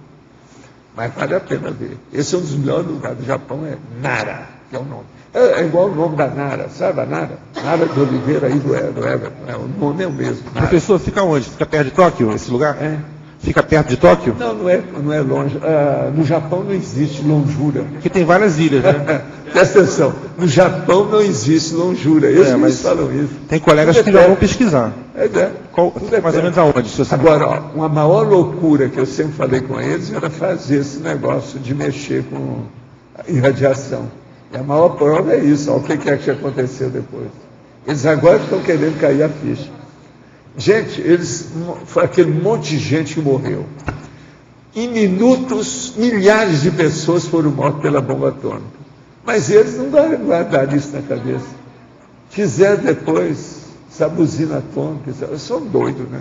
Eu falava lá, meti o pau, fica livre da radiação. Isso é loucura. É tanto que eles queriam que eu fosse lá, queriam me mostrar como é, o que sobrou de Hiroshima, de Nagasaki. Hiroshima, por exemplo, eles queriam mostrar que naquela ocasião ainda tinha muita coisa que podia ver do que restou da bomba. Eu falei assim, eu não vou lá não, que é isso. Sei lá, a radiação, como é que é? Eu cuidava da minha energia. É igualzinho hoje, que eu não coloco nada no vidro, por causa do meu processo de sinalética. Entendeu? Eu já era desse jeito naquela ocasião. Isso faz 50 anos. O senhor falou em tertúlia anterior sobre a pangrafia, a observação através dos para-olhos. Em um primeiro momento ainda é muito complexa. Qual é a melhor forma de exercitar e aplicar a pangrafia de forma gradual? Olha, o melhor que você faz é procurar desenvolver o EV e os problemas nossos, principalmente o arco voltaico crânio-chacral e a mega-euforização. E, se for possível, alguma coisa sobre a projeção. Você lê lá o meu livro Projeciologia, que vai indicar a você as técnicas. Lá tem mais de 20 técnicas para a pessoa fazer. Isso aí pode ajudar. Agora, não force a barra. A coisa que pode ajudar mais, além disso, é a TENEPS. A prática da TENEPS é desenvolvimento do parapsiquismo. Com o passar do tempo, se o amparador vê que tem interesse de você se desenvolver mais, eles mesmos vão ajudar você nesse sentido. Aí você vai chegar na pangrafia. A pangrafia tem que ser a vivência simultânea de vários fenômenos ao mesmo tempo, com o mesmo objetivo. Então, o conteúdo do fenômeno, a mensagem que ele dá, ela é muito mais sofisticada do que de um fenômeno simples, singelo, um só, individualmente. Professor, de que forma funciona o princípio da descrença? É possível aprender alguma coisa, experiência, sem preconceitos? Tenho dificuldade em entender esse conceito. As pessoas têm muito preconceito a respeito do tema antirreligiologia. É necessário expor a minha opinião a respeito desse tema para as pessoas? Sim, se você pode, se você já entende. Me sinto crucificado por pensar dessa forma antirreligiosa. Poderia esclarecer para mim? Sim, o caso todo é o seguinte, vamos entender. O princípio da descrença é o seguinte, você não deve crer em nada que você lê ou porque eu estou falando aqui. Não acredite nisso, isso é besteira. Crendice é bobagem. Crendice, às vezes, é pior do que ser sub-humano. Você tem uma ideia. É antes do sub-humano. Quem acredita nas coisas. Por quê? É uma lavagem cerebral que a pessoa mesma admite através de um dogma que foi imposto por uma outra pessoa. Isso é loucura. Então você vira boneco de ventríloco. Isso não é bom, é lavagem cerebral. Agora, então, o que é o princípio da descrença? Você não acredita em nada, nem em ninguém. Nem no que você lê, nem no que você ouve. Você vai fazer aquela experiência que chamou a sua atenção, que você tem interesse. Fazendo a experiência, você tira suas conclusões, independente da leitura, independente do que você ouviu dos outros. Isso é que é o princípio da descrença. É a vivência do fato, a vivência, a experiência, a vivência do problema que você está pesquisando. Isso é que é a descrenciologia. Agora, sobre preconceito, não interessa o que é que o povo pensa. Se você argumentar com racionalidade e lógica, quem tem mais, vamos dizer, argumentos sérios, quem tem mais, vamos dizer, a divisão da ideia correta, aquilo que presta, daquilo que não presta, aquilo que é novo, daquilo que é ultrapassado, ganha a parada, porque contra fato nós não podemos estar discutindo, brigando ou qualquer coisa. A gente pesquisa, a gente faz debate, a gente interpreta as coisas. Quem tiver mais, você sabe, autocognição, engole o outro, por causa do processo da argumentação. Então o problema todo, você não se temer de preconceito dos outros. Agora, você tem que mostrar, por exemplo, na religião, olha o tanto de guerra que tem existido. Tudo isso deve-se à religião. A religião é a base do processo da guerra. O povo fica pensando que é só amor, fraternidade, não é assim. É muita coisa de guerra por causa da religião. Veja o que está acontecendo entre judeus e palestinos. Há quantos anos? Estão matando gente lá todo dia. Outra coisa, a guerra é tão grande que entre as próprias pessoas, os irmãos da mesma etnia, da mesma raça, no mesmo país, todo dia eles se matam uns aos outros. Olha lá o que tem acontecido no Iraque. Olha o que está acontecendo na Síria. Agora, são tudo irmãos. Às vezes, uma diferença de seita combate o outro. Tudo por quê? Guerra religiosa. Então, você vai ver isso de todo lado. Explica isso para essa turma. Uma outra coisa. Pega os evangélicos aí e vê aquele negócio que eu tenho falado aqui diversas vezes. Os evangélicos, eles exigem um dízimo. Esse dízimo é uma extorsão. Eles tiram o dinheiro da pessoa para a pessoa se sentir bem. Então, eles cobram da assistência que eles dão. Então, tem um bispo aí que tem uma porção de mídia, rádio, televisão, tem publicações, tudo. Por quê? O homem parece que já está bilionário. Agora, tudo dentro do Evangelho, da Bíblia, da doutrinação e etc. Então, eles ficam falando que fica esperando a volta do J. Cristo, o Jesus Nazareno, que era um judeu. Então, eles estão esperando esse judeu voltar. Agora, tudo indica que eles estão esperando, é isso que você tem que explicar para essa turma. Eles estão esperando para ensinar ao Jesus Cristo a cobrar, porque o Jesus Cristo não cobra mais nada de ninguém. E eles cobram. Então, a verdade deve ser isso. Para que eles querem Jesus Cristo de novo? Quer dizer, eles devem ter evoluído. Eles acham que eles evoluíram cobrando o processo do dízimo, o dinheiro. Então, eles estão muito por dentro do cifrão. E Jesus Cristo era contra o dinheiro. Entende? Ele combatia os ricos. Agora, esses caras estão ficando cada vez mais ricos, deve ser então, para ensinar o Jesus Cristo, porque eles acham que Jesus Cristo errou, né? Essa situação. Então, é bom clarear os evangelhos sobre essa realidade. Contra fato, não há argumento, os fatos estão aí. Quem é que pode vir contra esses fatos? Não tem jeito. O bispo, todo mundo sabe aí, a televisão, esse negócio, ele é um exemplo. Tem muito mais do que isso. Então o povo quer mais dinheiro para fazer exposição do negócio e ganhar mais dinheiro. E todo dia tem que dar. Eles são especialistas em cobrança. Os evangelhos são os máximos, até de cobrar os outros. Ganharam demais da Igreja Católica. Hoje eles são superiores, vocês sabem, arranjar mais dinheiro. É tanto que no Brasil mesmo está crescendo mais os evangélicos que católicos. Por quê? Por causa de dinheiro. Eles estão invadindo o negócio. Estão indo. Agora, isso tudo é religião. Se você quer combater o processo da religião e as bobagens que tem, os excessos, tem que olhar essas coisas que eu estou te falando e mais alguma coisa. Outra coisa, existe um monte de livro que tem por aí.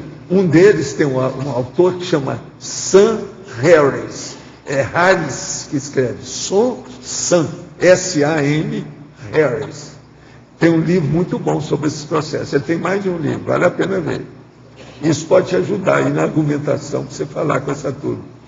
Agora, ó, preconceito você vai encontrar por todo lado. Pensa nisso. E vê as coisas baseadas em fatos. Se a pessoa pegar os fatos, ela caminha bem. Aqui. Na página 15, na patologia, na penúltima linha, as reconciliações grupo-kármicas planejadas. Você poderia expandir isso? Não sei se já foi falado. Tem que tirar, né? Aqui eu pensei na questão do curso intermissivo, né? A ressoma o planejamento numa família, por exemplo, família nuclear, e também de lucidez em relação à convivialidade. Se você está num grupo, se você percebe, por exemplo, que necessita fazer reconciliação com algumas pessoas do grupo ou do grupo inteiro, para você ter essa lucidez e inclusive, chegar, se você não é parte daquele grupo, você se aproximar, né, daquele grupo. Você fazer um planejamento mesmo para participar. Você aproximar de alguma determinada pessoa ou de um determinado contexto que vai ajudar nas reconciliações. Por exemplo, onde é que eu posso atuar com mais discernimento, onde é que eu posso atuar para ajudar mais. Eu acho que é pensar um pouco assim, dessa forma. Eu tive a experiência, quando eu saí de uma escola, de ter de olhar para a escola, o contexto, olhar o contexto. Aqui eu poderia, né, eu poderia vir para essa escola. Até eu olhei para a escola e brinquei, né? Eu vou para essa escola. Mas, assim, eu estava em outra cidade, né? As cidades mais próximas ali em Brasília, Samambaia e Ceilândia. Né? São próximas assim, mas depende tudo da questão de remanejamento, né? Para outra cidade. Mas eu fiz o concurso de remoção, eu fui uma das primeiras colocadas assim foi muito fácil, assim, né? Do ponto de vista, assim, acho que multidimensional foi muito fácil chegar nesse outro ambiente. Agora, com esse planejamento de intencionalidade, onde eu posso ajudar mais, né? Eu vou para uma escola pronta, que já está todo mundo com aqueles mesmos costumes, habituado àquelas mesmas situações, ou vou para um ambiente que eu posso começar um trabalho e realizar mais assistência. Então, pensando dessa forma, você pode tanto fazer isso a partir do curso intermissivo, né, esse planejamento, que depois também, quando você ressoma, a dificuldade da recuperação de cons, também é mais... Agora, já pensando no curso intermissivo, você já tentar fazer esse tipo de planejamento. Professor, em um comentário sobre o uso da melatonina, o senhor disse que há pontos positivos e pontos negativos. Pode esclarecer quais os negativos? Não. O melhor não adianta estar falando isso no escuro, não. O melhor é você pegar alguém que entenda do assunto, um médico que seja especialista da coisa e falar para você. Muita gente aí hoje já conhece as coisas da melatonina. Agora, ela tem aspectos positivo e negativo, e tem que ver o que é que você tem, que remédios que você toma, os seus hábitos, condições nesse sentido. Não é qualquer um que deve ir tomando melatonina sem mais nem menos, não. Outra coisa é a dosagem, tem que examinar muito a dosagem. Professor, meu avô dessomou essa semana, dia 3, com morte cerebral e ataque cardíaco. Existe algum inconveniente em esterilizar energia para o recém-dessomado? Não, não tem nada. Desde que você tenha confiança e, vamos dizer, tenha competência a respeito de energia, assimilação, desassimilação, não tem nada. Meu objetivo seria esterilizar para aumentar a lucidez dele. Ok.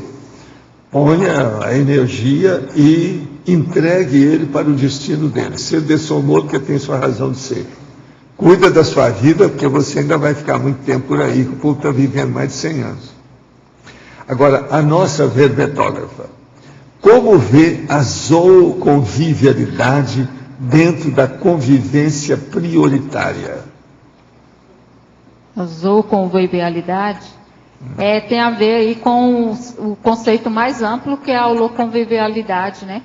Tem a zooconvivialidade, a fitoconvivialidade.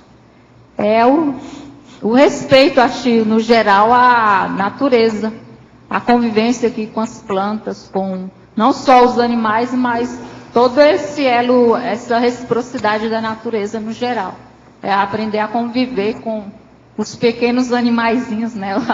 As bactérias, os vírus, os insetos no geral. Cada um com seu princípio consciencial, né? Os espíritas dizem que os suicidas vão sofrer muito por terem se matado. O que o senhor pensa seria assim mesmo? Quem se mata paga o dobro na vida extrafísica e na próxima vida vive, ou nasce com problema na parte do seu corpo que ele maltratou para se matar? Olha, essas coisas são relativas. Essas coisas pode ser, às vezes tem essa razão, mas não é bem assim não. Pelo seguinte, isso que a gente chama de suicida é um negócio complexo. Quem é que realmente é suicida? Tem cara que às vezes foi eutanásia para não chatear os parentes dele. Então, às vezes aquela intenção da pessoa não foi isso. Tem que dar um desconto nessa situação toda e ver como é que é. Outra coisa, muita gente que se fala que suicidou aí, que o médico chega lá e falou que é suicídio, que a polícia admitiu, ele foi suicidado, é alguém que matou. Então ele é vítima. Então tem que ir com calma, não é assim não, tem que examinar. Agora, nunca é bom uma pessoa se matar, nem a si mesmo, nem aos outros, que esse é o homicídio. Então o autocídio é o suicídio, isso é uma coisa negativa, é uma coisa mais do que óbvia. Agora, nós temos que estudar cada caso e ver o que é que seja ruim e o que é que não é tão ruim. Então tem os atenuantes e os agravantes de cada caso suicida. Agora, por exemplo, tem suicida que às vezes ele está errado de tudo quanto é jeito. Quando esse é errado, o negócio ainda fica pior ainda. É igual aquele cara que se atirou lá da Prado Júnior, lá do 16º andar, sei lá quanto, e a hora que ele caiu, ele matou um homem que estava andando na rua. Então, veja, isso ainda é pior ainda. Então, ele não só matou a si mesmo, como matou outra pessoa. É lógico que ali foi sem intenção. É um dolo diferente. Entende? Então, é preciso examinar isso tudo, cada caso, como é que é. Agora, esse negócio de falar que todo suicida vai para o vale dos suicidas, etc. Não, isso tudo não é assim, não. É um monte de suicida que às vezes fica na casa da pessoa lá, a gente vai lá, sai do corpo, está lá o homem. Pior, né? Está lá a mulher. E outra coisa, na situação, às vezes criando até problema, tentando acertar a situação, tudo. De modo que tem que examinar. Não é bem assim, não. As coisas de dessomar, são complexas. Tá bom. Neide. É Neide, né? Marilza. Não sei se você já respondeu aqui na página 15, em fatologia, a inversão, de baixo para cima, a quarta linha, já no finalzinho. Sim. A inversão mesológica quanto às rotinas úteis. Inversão mesológica quanto às rotinas úteis? Porque essa questão da rotina útil, na quarta linha de baixo para cima, no finalzinho. Das rotinas inúteis. Eu acho que já comentei algo, mas é você fazer essa inversão mesmo, né? Observar na sua rotina o que você ainda tem assim de rotina. Você, por exemplo, assiste muita novela, o que você pode já ir, já aquilo ali já não é para você e você pode ir excluindo e tentar fazer lista mesmo de prioridade. Essa prioridade por exemplo, convivência prioritária. Como eu qualifico isso estabelecendo uma rotina, um plano de ação, nesse sentido. Tá bom. Neide, na fatologia, segunda linha, se coloca assim, a priorização precoce das oportunidades evolutivas vivenciadas em grupo. Já achou? Sim. Você pode expandir mais para a gente, ver porque... Bom, eu coloquei essa questão olhando assim para a experiência assim, de grupo, né, que eu observei. Depois eu fiz a patologia que eu fui listar, né, o que eu tenho de experiência assim, de grupo. E eu acho que um pontapé, assim, o ponto de partida foi experiência com 14 anos com crianças, né, uma senhora, ela disponibilizava a garagem dela e eu reunia crianças para fazer vários trabalhos, recorte, colagem de jornais, aquilo que eu achava que eu poderia estar contribuindo, né? Então eu organizava, né, aquele grupo de crianças, e eram atividades às vezes diferenciadas, porque tinham crianças de várias idades, desde 3 anos até 15 anos. Eram crianças que a maior parte do tempo ficavam na rua mesmo, né? Então, uma postura assim de sair, né, um pouco de si para estar ajudando de alguma forma. Era o que eu podia fazer naquele contexto, que eu via, né, que eu podia fazer naquele contexto. Neide, aqui na parafatologia, página 16, antepenúltima linha, a ressoma planejada prevendo a convivência prioritária como aporte proexológico. Poderia ampliar qual a experiência que você tem nisso?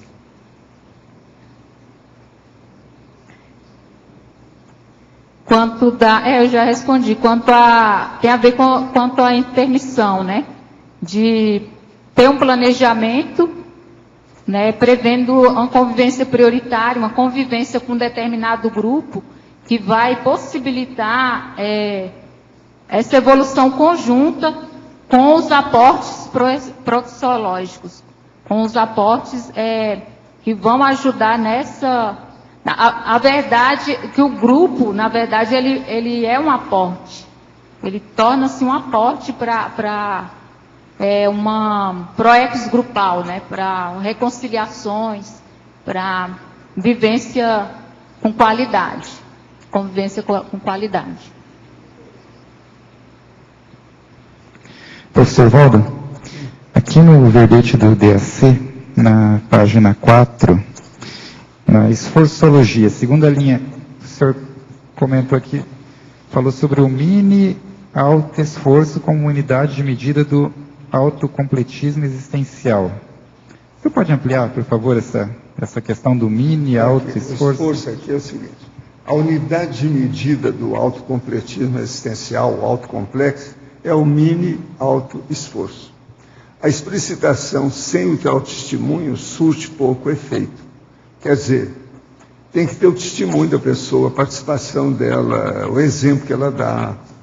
Agora, a consciência equilibrada, ela aplica o autodiscernimento ininterruptamente, 24 horas por dia. No universo da evolução consciencial, o autodiscernimento é indispensável em tudo. Somente o autodiscernimento consegue dar isenção, neutralidade e justiça a qualquer variação cosmoética. Então eu falo, o autodiscernimento é a estrela polar. O autodiscernimento é o mestre máximo. Então, o que é que vem a ser o autodiscernimento? É aquilo que eu estava falando aí antes, é a pessoa distinguir aquilo que presta daquilo que não presta. Aquilo que é avançado, evoluído, daquilo que não é mais. Que já está ultrapassado. Então, boa vontade, boa intenção, o cemitério está assim de gente que morreu prematuramente porque não tinha autodiscernimento. O autodiscernimento é que mostra a inteligência da pessoa, a experiência dela, a maturidade que ela tem, a competência evolutiva que ela demonstra. De modo que nós temos que estudar o tempo todo em matéria de autodiscernimentologia. Olha lá, um memorando está lá. Autodiscernimentologia está lá. Aquilo é um dos tópicos básicos da nossa vida.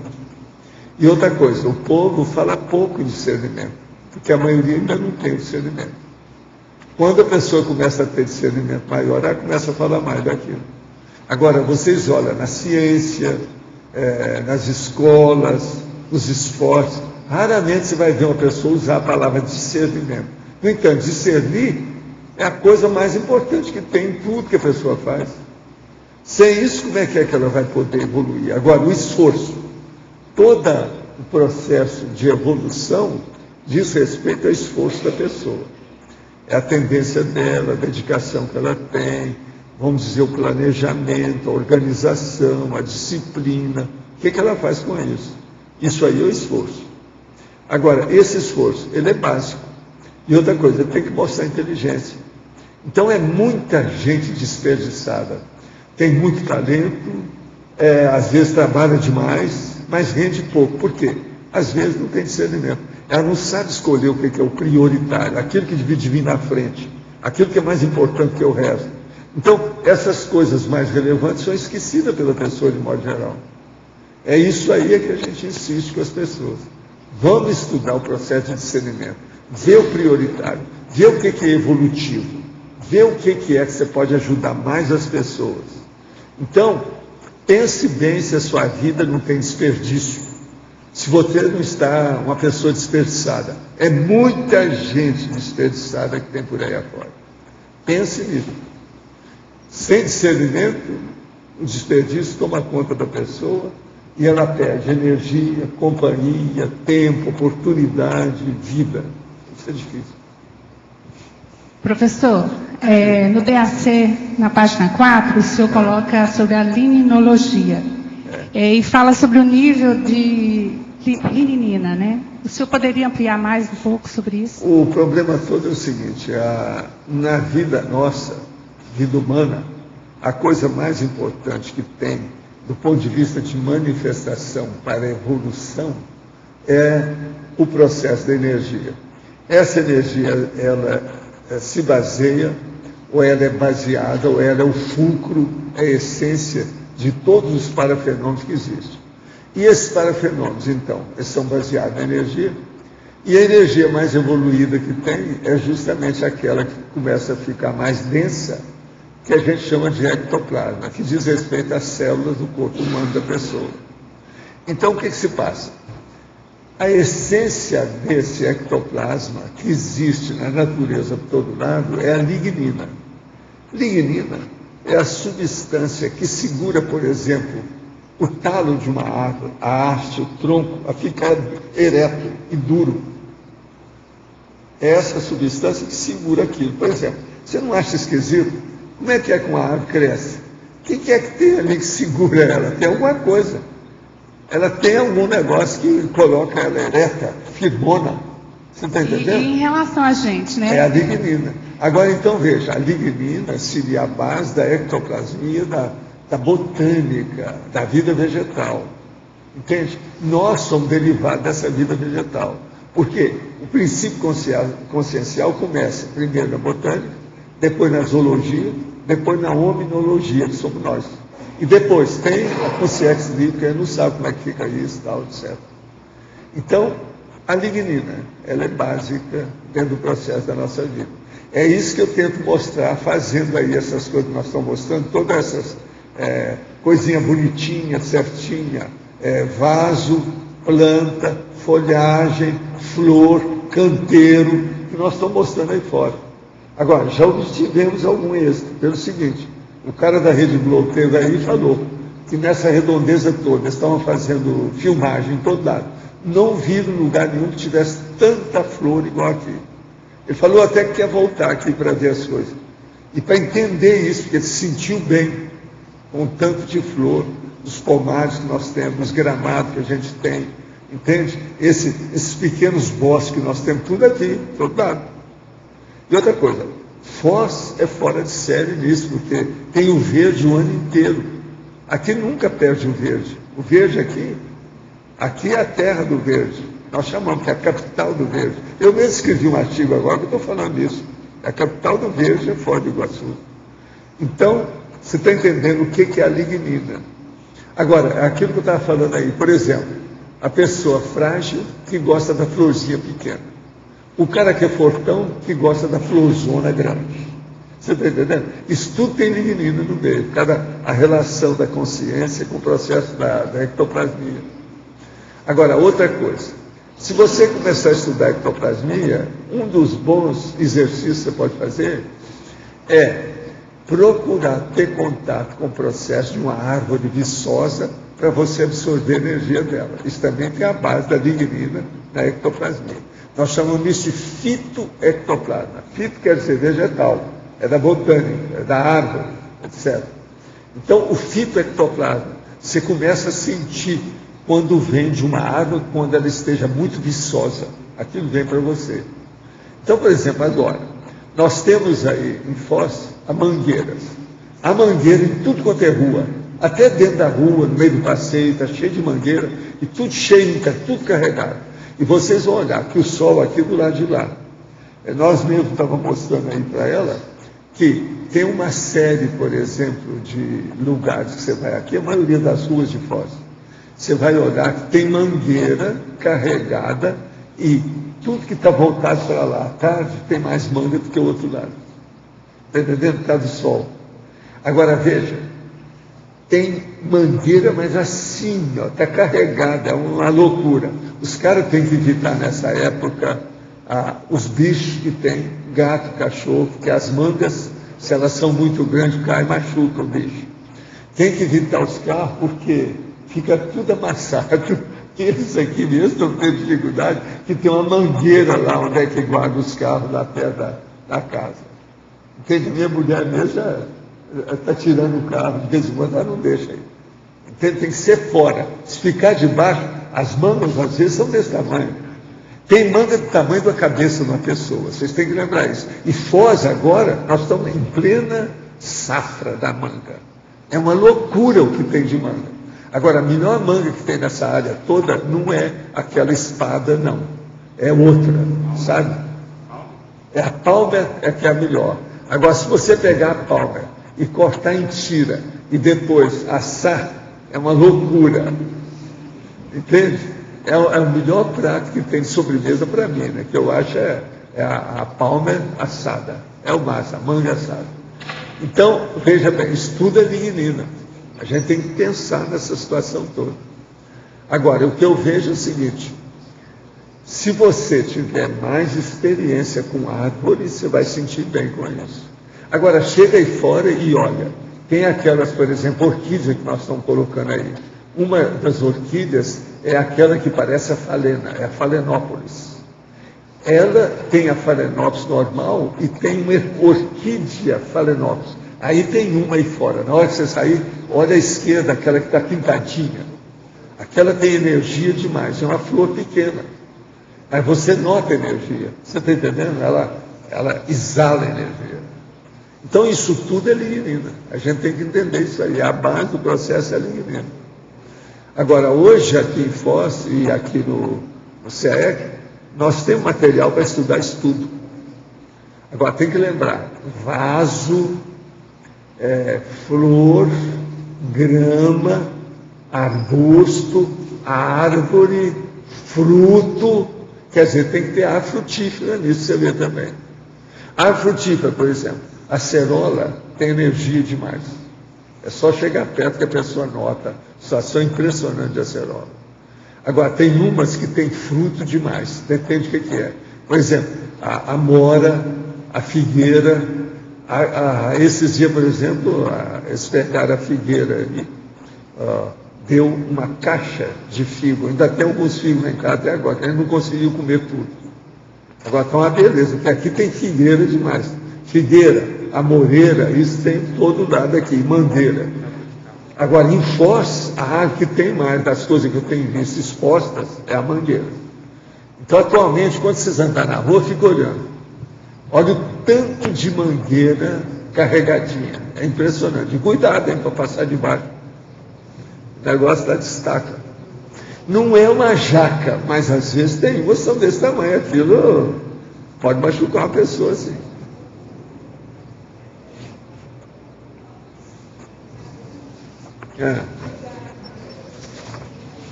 O que tem lá dentro? Está ótimo, mas eu queria que você, por favor, explanasse mais a respeito do que você fala aqui sobre gratidão.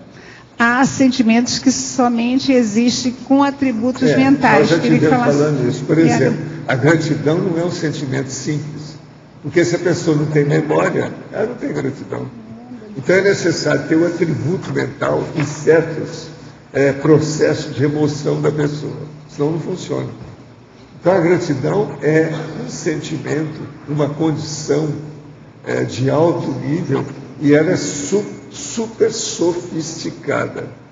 Por quê? Se ter memória. E outra coisa, é o que eu disse aqui antes, ela tem que ter uma relação muito séria com o processo da amizade. Que a gratidão diz respeito ao problema de amizade. A amizade é uma condição também superior que a gente precisa da evolução. Então, gratidão e amizade tem que andar junto para a gente entender isso tudo. É o que eu estou chamando a atenção. Tudo isso está dentro da equilibriologia da pessoa. Equilibriologia, lá também nós temos lá, auto-imperturbabilidade, é aquilo. Eu acho também que tem a questão do dar e receber, né? Saber dar. Saber dar e saber receber, mas o problema é isso, é a interassistencialidade. É a interassistencialidade. Tudo que você dá, você está recebendo em primeiro lugar. Isso. Agora, o caso todo mais sério é o seguinte, a pessoa tem que saber receber. O que você está falando, saber receber, né? Então, a gratidão é justamente isso. Tá ótimo. Agora, ó, nós esperamos de você mais um monte, uma coleção de verbetes. Você é muito boa e com esse monte de documentos que você anda com eles, isso aí é até assim um insulto para a gente, né? Ela está com... Você já viu tanto? Não, é um tratado que ela tem ali. São os de modo que nós esperamos que você possa distribuir esse tratado aí para a gente. São o que você tem guardado? Os temas dos tem dicionários relacionados. Estou esperando você, tá? Vamos nessa. Obrigada pela oportunidade. Gente, os nossos comerciais, por favor. Obrigada. As pontuações da tertúlia de hoje foram 56 assinaturas no livro de presença, 15 perguntas presenciais e 30 perguntas respondidas online. Hoje temos 4 recados. Adson, SP2, México, Valdirene, Acoplamentarium, Tanice, debate do Colégio Invisível da Neuroconscienciologia e Will, conferência online. E antes, os amigos da enciclopédia. Boa tarde a todos. De acordo com o verbete de hoje, a convivência prioritária é a valorização das oportunidades evolutivas nos reencontros grupo-kármicos. Então, os amigos da enciclopédia objetivam qualificar esses reencontros, contribuindo para a realização das nossas metas evolutivas grupais. Dentre essas metas, podemos destacar a nossa responsabilidade com a Megagescom. E dentro delas, nós já temos uma enciclopédia que é digital, que já consta de mais ou menos 10 volumes. Entre eles, nós temos 2.438 verbetes, que equivalem a 11.000 páginas, 300 especialidades e mais de 200 verbetógrafos, autores. Entre eles o professor Walter, claro, né? E a nossa meta é chegar aos 500 verbetógrafos.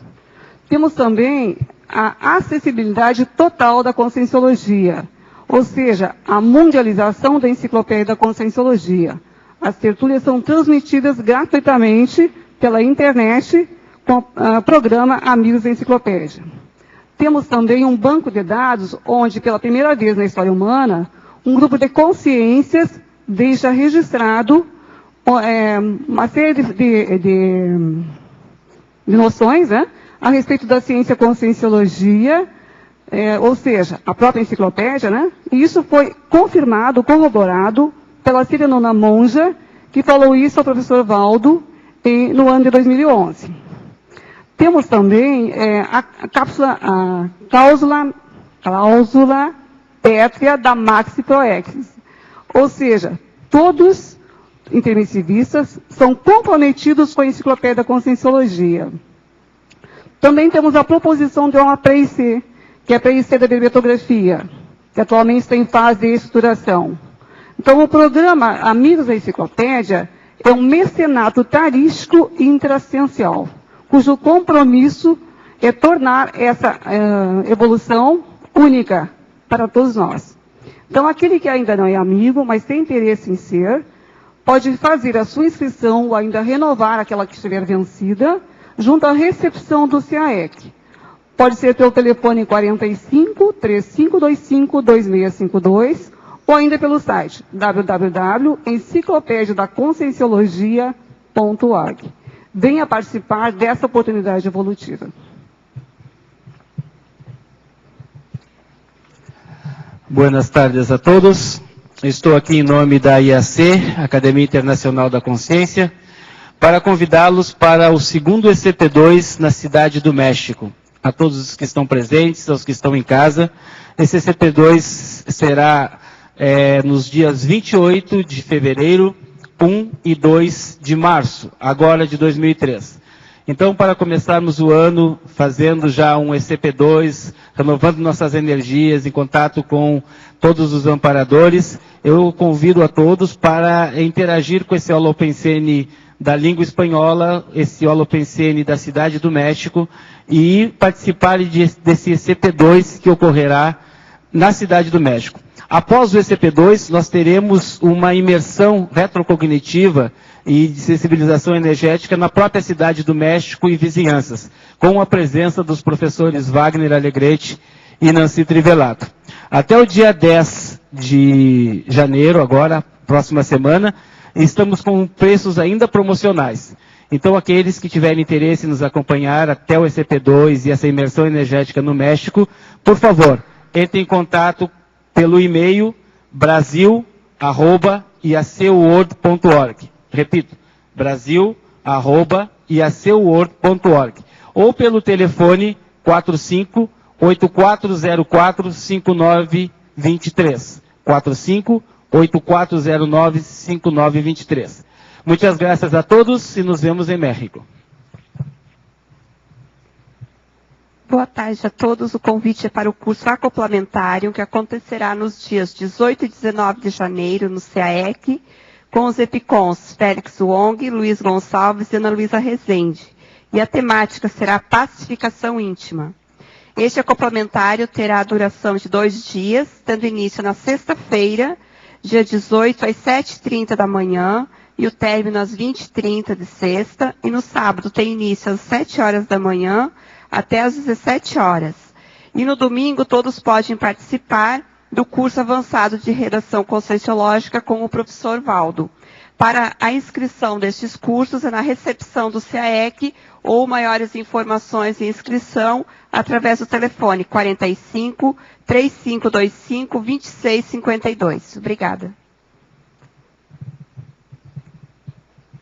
O Colégio Invisível da Neuroconscienciologia convida a todos para participar do debate sobre neuroconscienciologia, no domingo, no dia 7 de janeiro, das 15 às 17 horas, na Sala da Reaprendência, no Pavilhão Pedagógico, aqui no CAEC. Boa tarde. Eu gostaria, em nome da Apex, estar convidando para a conferência online. Essa palestra ela ocorre pela transmissão pelo site da Apex, que é www.apexinternacional.org. Ocorrerá hoje, às 15h30, com o tema Autoproex Parapsíquica. Então, quem quiser debater, discutir temas relacionados ao parapsiquismo e à programação existencial, é só acessar o site da Apex, uma atividade gratuita. A gente vai estar se encontrando lá para debater. O professor serei eu, professor Wildenilson Signorini, às 15h30, só entrar no site da Apex, www.apexinternacional.org. Obrigado. O verbete da manhã é latinismo, especialidade poliglotismologia. Autor, professor Eucárdio de Rosso. Obrigado e boa tarde a todos.